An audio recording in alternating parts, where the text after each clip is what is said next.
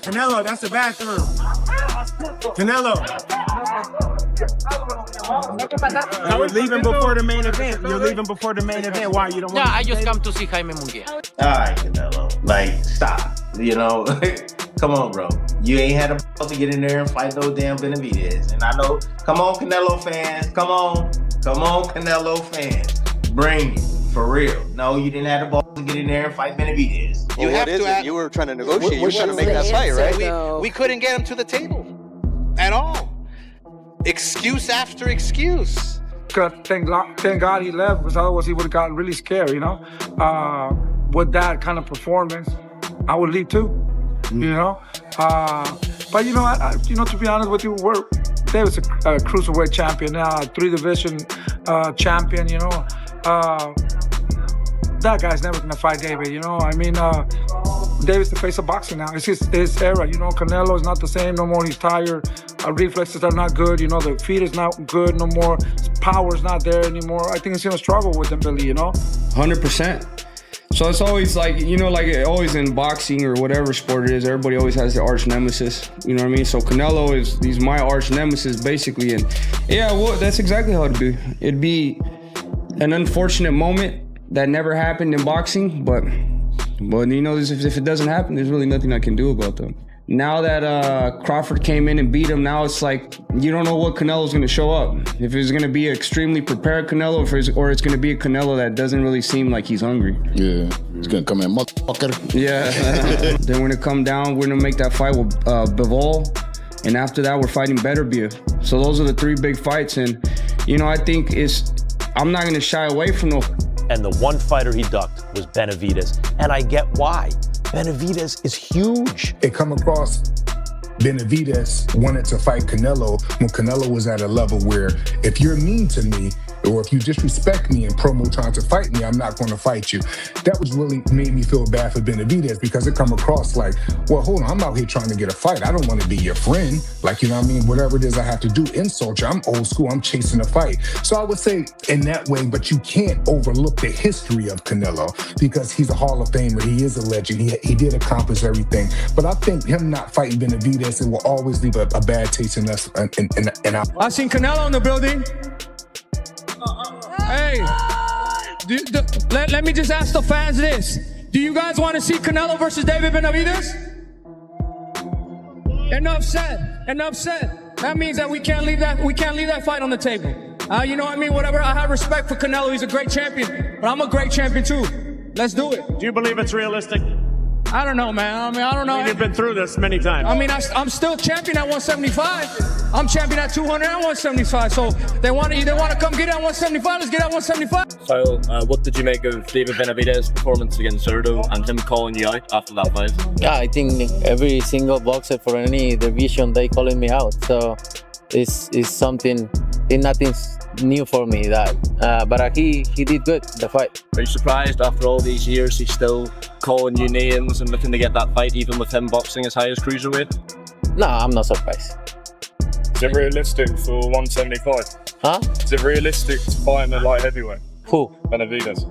I don't think he can make even 175 anymore. I don't know, but it's not my problem.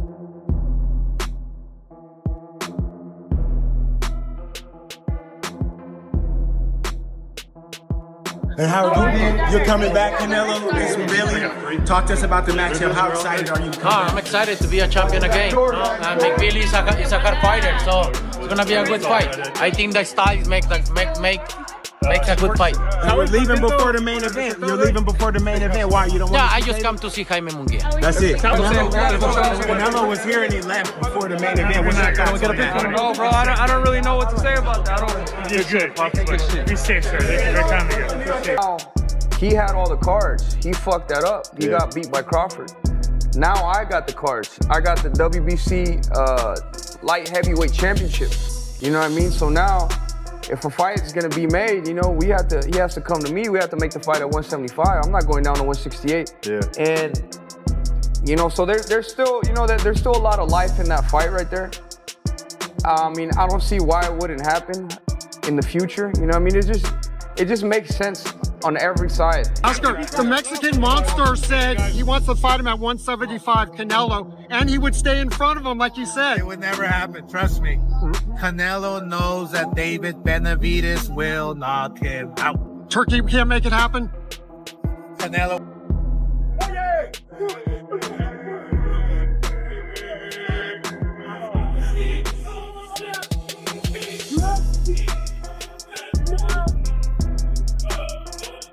Imagine being the undisputed face of boxing, a pound-for-pound king with a legendary resume, yet choosing to literally slip out the back door of an arena just to avoid making eye contact with your biggest rival. That is exactly the unprecedented reality the boxing world witnessed, and the fallout has been nothing short of explosive. The tension surrounding the sport for this sport, he's one of the all-time greats, but yes, there is no defensible reason to have not fought David Benavidez. A couple of years from now, I think legacy, I don't think it'll be tarnished. You know, I think Canelo's legacy is cemented. So like Malik said, yes, you can have a gripe, rightfully so, with him not fighting Benavidez, but you look at Canelo fighting Dimitri Bivol at 175, and even Arizona Lara, Austin Trout. I'm going to give him a pass here and say that his legacy will not be good. You know, the feet is not good no more. Power's not there anymore. I think he's going to struggle with Dembele, you know? At the end of the day, man, I just want to talk about David Benavidez, to be honest, the Mexican monster. So tell me, when did it, I guess, transform mentally for you? Because I know the first time we did an interview, we was in Miami last time at the crib, and back then I feel like you was more adamant, like, man, I need the Canelo. And then it sort of, to me, looked like there was a switch where you were like, you know what, it is what it is. When did that happen for you, the point where you was able to kind of mentally let that go? The point where that happened is just like, you know, just people asking me over and over again. But like I said, you know, at the end of the day, I'm ready to fight whoever, whenever. You know what I mean? That's like I said, there's a lot of politics that go into this. You know what I mean? And I just had to let it go because the more I thought about it, the more I'd get frustrated. Because at the end of the day, I was doing everything right. Yeah. To you know, to get that title shot or to get those big fights. So I kind of just let it be. And like I said, I just focus about the fights that are in front of me. You know what I mean? Because at the end of the day, there's always going to be another fight. There's always going to be another fighter here. There's always going to be another fighter there. So we just try to make the best with what we got. And yeah, like I said, there's always going to be another fighter anyway. So if we're not fighting the best guys now, we're definitely going to fight. Undeniable truth of what happened inside the ring on May 2nd made the avoidance impossible to ignore. David, the Mexican monster Benavidez, didn't just test the waters at cruiserweight, he completely dismantled the division's landscape. Stepping up to 200 pounds, many questioned if his suffocating pressure and power would carry over against a massive... Come on, bro.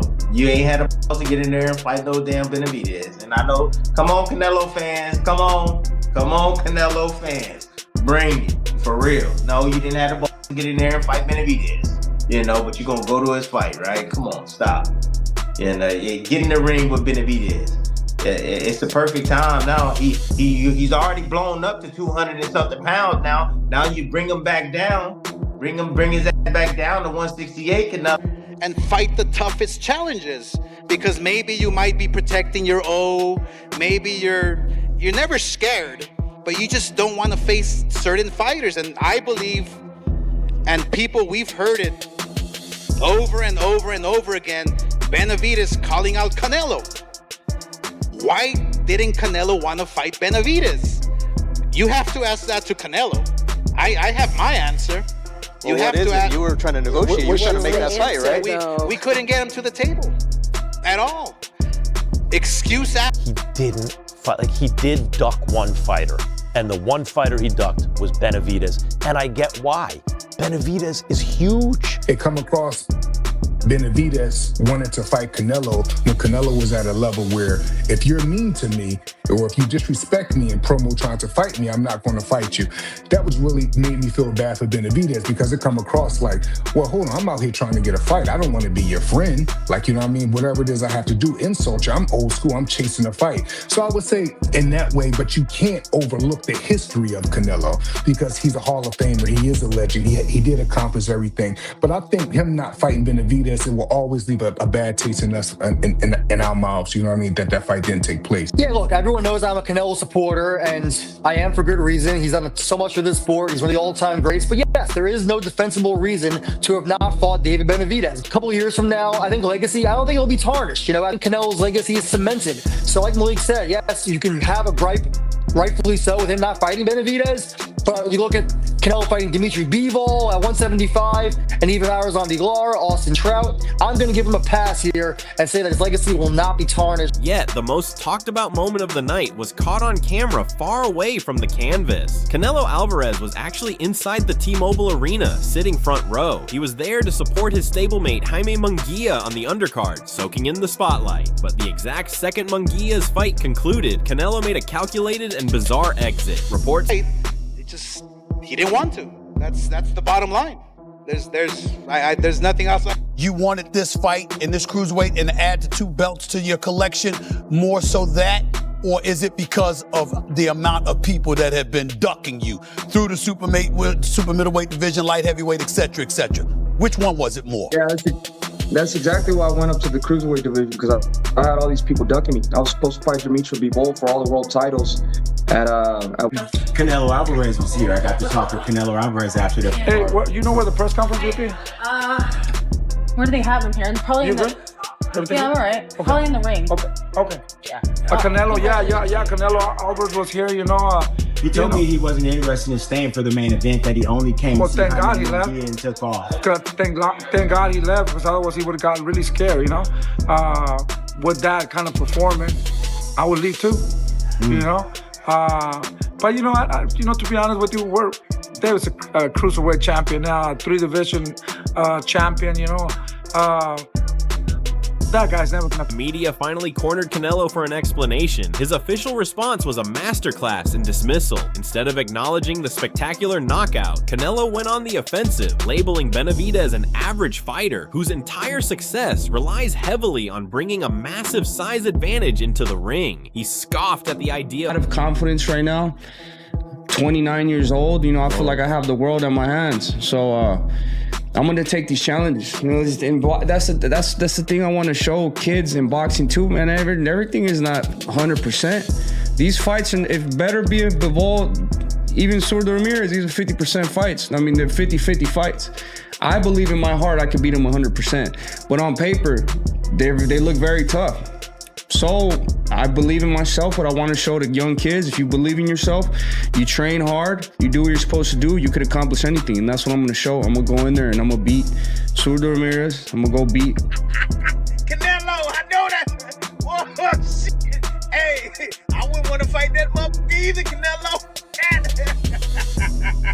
Woo! Benavidez put on a hell of a performance last night. Ooh, damn, he beat the damn lippings out of that boy's ass, boy. Shit. Hey, you fuel for bottomists and you watching this damn channel, you understand already. When a motherfucker got high cholesterol, oh yeah, you take his blood out and you see it's all chunky and shit, you like, ooh, yeah, this motherfucker got high cholesterol. Oh yeah, his A1C is high as fuck. Oh, this man got a problem. Oh, this woman got a problem. Boy, man, see how big Ramirez was last night? Shit, he was huge. I said, God. I'm sorry to ask you this after you go a hard 12 rounds about what's next, but we know you have talked about the Bivol rematch next, but you've also said you hope Ramirez wins that fight. And if Ramirez wins that fight, you don't want to fight him because you're both Mexican. So at 68, the best fight looks like you and Benavidez. He's born in America. He's half Ecuadorian. So does he count as Mexican, or that fight can happen if in the future? I don't know. Anything can happen, But that won't be a reason why I can hold it up that he's Mexican. Like when I guys, always I say this, you share that video and put whatever you want. When I say I don't want to fight Mexican, it's because I represent Mexico. And that's why. But I don't care. I fight anybody. And I fight all my entire life, anybody. What do you think? I don't want to fight with one Mexico or Benavidez. But look, I hear his dad talking a lot of shit. But look, what he's Look, he's accomplished nothing. One single champion, Anthony Derrell. Please, don't disrespect myself. Please, guys. According to Canelo, the Mexican monster is only desperate for the fight to secure his financial future with a massive payday. When pressed if holding the belts hostage forces his hand, Canelo coldly shut the conversation down, stating flatly that it is not his problem, and reminding everyone that he has earned So damn big, he think he gonna overpower the monster? Man, that hand's speed and quickness, he hit his ass with. I was like, oh, he is motorboating his motherfucking ass with these damn punches. I was like, ooh, and he was putting them on his ass. Man, y'all remember that damn character from I don't know what the hell his name is from what was that shit called? Street Fighter. The one that kind of like standing still and electricity and shit. You know, I'm looking at Benavidez and I'm seeing like, I think it was like round like 4 or 5 and you know, he started to get a little gas and winded from letting them hands go. And I'm looking at him and he's taking shit on the gloves and he blocking shit, making shit miss. Oh, he got some skills. Oh, he got them little baby skills, little man skills. Oh yeah, he do. He got, I don't want to hear shit. And performed a demolition job on this man. They should call him now the Demolition Man. Although El Monstro is pretty fitting, we have now entered the Monstro era, folks. This is no longer David Benavidez as the most feared boogeyman from 168 to 200. He is starting to run the divisions from 168 to 200. And yes, I know Dimitri Bivol still exists. I know Jai Opataya still exists, but that man, David Benavidez, is the first man to win championships in those 3 divisions, 168, 175, and 200, and he does not look like he's in any... Kyle, what did you make of David Benavidez's performance against Zurdo and him calling you out after that fight? Yeah, I think every single boxer for any division, they calling me out, so it's something, nothing's new for me that, but he did good in the fight. Are you surprised after all these years he's still calling you names and looking to get that fight even with him boxing as high as cruiserweight? No, I'm not surprised. Is it realistic for 175? Huh? Is it realistic to fight at light heavyweight? Who? Benavidez. I don't think he can make even 175 anymore. I don't know, but it's not my problem. The boxing community's reaction was immediate and ruthless. Across social platforms and countless forums, the overwhelming sentiment completely turned against the face of the sport. Fans flooded timelines with memes mocking Canelo's tactical retreat, cementing the narrative that he ran out the back door to avoid seeing real power up close. Cruiserweight matchup, you wanted to conserve some energy in those first couple of rounds, but it wasn't like he wasn't punching. He was still finding openings, and he said this before the fight, that Zurdo and him had sparred over 200 rounds together, and that he saw openings even today that were present all the way back when they sparred, and he showed it in close, where you would not think David Benavidez would be the best, especially at 168 when he was towering over guys, even at 175. At cruiserweight, at least in this matchup, Benavidez was the smaller man. And when they got in that phone booth, for whatever reason, Zurdo wanted to be there. You know, Mexican fighters, they just enjoy the firefight. Benavidez was not only faster, he was more accurate by a wide margin, and he had more volume. The 3 tenets that you thought David Benavidez has to have. Because when you did it at 168, you were chasing Canelo. When you did it at 175, you were chasing Bivol. When you do it at 200, now we're talking 3 weight classes. And sure, we still have Jai Opataya there. I get it. We still have Dimitri Bivol to go and potentially fight Artur Beterbiev at 175. There's still fights out there. The coronation is not yet over, but I'm telling you, watching him fight tonight, watching that hand speed at 200, undersized at 200, watching the violence once again be on display, watching him crumble a big cruiserweight in Zurdo Ramirez, this convinced me. This is David Benavidez's era. I'm ready to call it right now. I want to see him, and I know Bivol's got something lined up, but I want to see him in Artur Beterbiev. I want to see him in Bivol. I want to see him in Jai Opataya. Give me all those fights, and I know David Benavidez wants them. I know it. And that's Oscar, the Mexican monster said he wants to fight him at 175, Canelo, and he would stay in front of him, like you said. It would never happen, trust me. Canelo knows that David Benavidez will knock him out. Turkey can't make it happen? Canelo. Beneath the viral outrage, a more serious and damaging speculation has started to brew regarding the champion's hidden physical decline. Jose Benavidez Sr. didn't hold back, publicly declaring that Canelo's era is effectively over. He pointed out vanishing reflexes, fading hand speed, and legs that simply cannot carry him through. Goes down, back down to light heavyweight and fights Artur Beterbiev, Dimitri Bivol, then pops back up to cruiserweight and tries to take out Jai Opataya. If everything goes well and he wins those fights, I think he beats Artur Beterbiev. Right now, I think he beats him. I think he's got a good shot versus Dimitri Bivol. Jai Opataya, we'll see, because that's the fight if you're asking Wade selfishly, which fight would you pick right now for fear that we may never get it because of the Zuffa boxing thing? I would say line up Jai Opataya right now, but I don't think that's gonna happen. I think it's gonna be Beterbiev, I think it's gonna be Bivol, and then I think somehow, some way, hopefully, they can get Jai Opataya. But man, I can't tell you how much, David's the face of boxing now. It's his era. You know, Canelo is not the same no more. He's tired. Reflexes are not good. You know, the feet is not good no more. His power is not there anymore. I think he's gonna struggle with them, Billy, you know? At the end of the day, man, I just want to talk about David Benavidez, to be honest, the Mexican monster.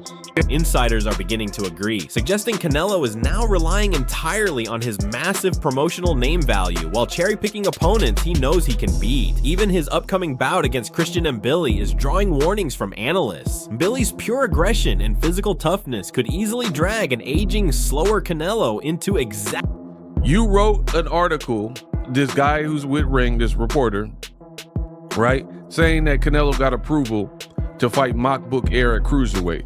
Now the world is calling for not Mbili in Canelo, but David Benavidez in Canelo. And now they're saying, oh man, Canelo's just too small. But he was about to fight this big, the gods must be crazy African dude. This big-headed dude. Did we get him? It does smell like ish, doesn't it? Right? This is who Canelo, like nobody, mind you, nobody in the world wanted to see this fight, asked for this fight, and they had a whole WBC convention. You see the pictures, they're facing off. This guy is a cruiserweight. So look at his arms. I mean, obviously he's big and he's bigger than Canelo.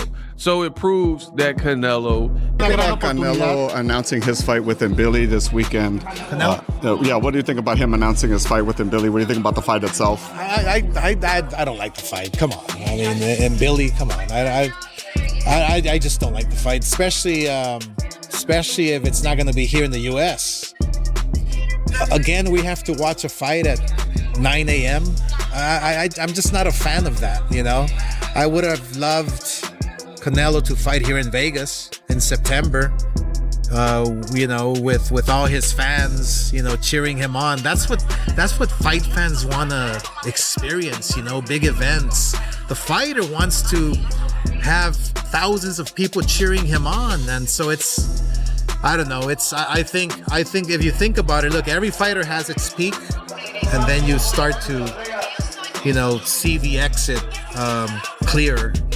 And you know, Canelo's, you know, Canelo is right there. You know, he's a few fights away from retirement. So I don't blame him for taking the money and running. I don't blame him. I mean, smart guy, but I do feel that he has a few good fights left in him against great fighters. Not in Billy. With the Alvarez door seemingly welded shut, a dangerous new threat has emerged to completely bypass the 168-pound politics. Undefeated cruiserweight kingpin Jai Opataya didn't wait for the dust to settle before issuing a direct, aggressive challenge to Benavidez. Opataya made his stance crystal clear. If Benavidez is... when they see me, they see Jai Opataya, one of the best boxers in the world. You know, I'm not here to chase fame or someone else or, you know, chase names for clout. I'm chasing undisputed. Even Benavidez, you know, his name's only in the mix is because he's fighting for a cruiserweight title. So if it wasn't fighting for a cruiserweight title, it doesn't bother me. I don't chase names. I'm chasing legacy and undisputed, you know. Look at the last couple undisputed fighters. They're the fucking goats of this sport. Right. You know what I mean? And I want my name up there and I want my last name up there. Man, Josh, Jai mean business. So that's why we love you in the States. So you talk about having fans in the States, I'm one of them. I want to ask this though, but how realistic is the fight with David Benavidez? Because, it's like we're trying to always, pick the right fights, right? And I think, like, even the Canelo versus Terrence Crawford, somehow they found that fight out where they both are the GOATs type. Terrence Crawford wins, now he's even up here. Look at Teofimo and Shakur Stevenson, right? Really, really great fighters. But after that win with Shakur, now he's looked at as one of the pound-for-pound guys. I think you're still in that boat where we all think you're a special fighter, right? But it's gonna take that one fight to put you over that next hump. And is it realistic to see that against David Benavidez? I believe it is, especially him being in cruiserweight, and to me, it just makes sense. Like, if he's fighting for a world title in my division, why don't people want to see who the best is in the division? Like, it does not make sense to me if we don't fight. You know what I mean? Like, he's coming up fighting for a undisputed, like a unification fight, and he's going to be holding the WBO and WBA. It just doesn't make sense to me that we wouldn't fight. All I got to do is keep winning and keep doing. Stylistically, a showdown between Benavidez and Opataya is a gritty, unpredictable nightmare for both men. Renowned trainers like Malik Scott view Benavidez as the most dangerous fighter in the world from bell to bell, possessing a relentless 12-round engine and a uniquely awkward rhythm that opponents simply cannot decipher. When you look at the big fights out there, obviously the big one is David Benavidez. What did you make of his win over Zurdo? Man, Zurdo made him look a lot better. Don't get me wrong, bro. Benavidez is a great fighter. But fuck. But it is what it is. Any of those boys want to have a crack, but I'm ready. Yeah, the Mexican monster against the Australian monster, that's a crazy fight. Let's make it happen. I'm ready. I'm waiting for the phone call. How would you, not to give anything away because the fight could happen sooner than later, but how would you see a fight between you and Benavidez going? Would it be toe-to-toe battle? I don't know. He's never fought no one like me. You know what I mean? He bashed the shit out of this guy that just stood right in front of him. You know what I mean? Well, let's just see what happens, bro. Let's see what happens. It's on the contract. Tim Bradley boldly predicts that Benavidez will ruthlessly test Opataya's heart, dragging him into deep waters. I'm here to give some bad news to people. I'm seeing a lot of videos on YouTube of Jai Opataya versus Benavidez, and people giving their opinion, talking about Jai Opataya gonna beat Benavidez. Nope, I'm here to let y'all know he ain't gonna beat no damn Benavidez. Damn, Jai Opataya couldn't even get this dude up out of there. Come on now. Benavidez would have served Buddy, man. What's his name, Blanton? He would have served Blanton. He would have stopped him. Yeah, I understand the styles make fights. I get that. However, shit. Man, Benavidez style break through anything. Break through any style. Shit, he been in the ring with boxers. Shit, he was in there with Morrell that can punch, that can box. Southpaw, just like Ja Morant.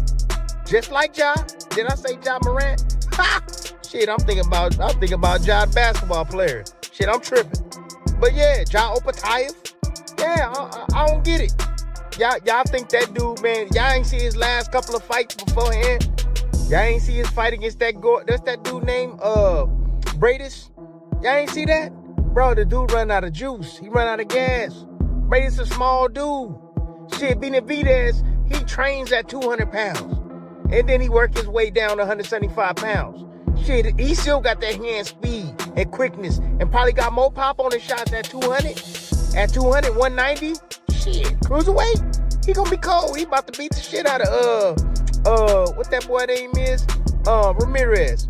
He about to whoop Ramirez. But there are serious warnings from the other side. Andre Durrell and Stephen Edwards caution that Opataya is a completely different breed of athlete. As a twitchy, explosive southpaw, Opataya brings a devastating size and power advantage. His superior lateral footwork and sharp angles are specifically designed to frustrate a forward-moving pressure fighter.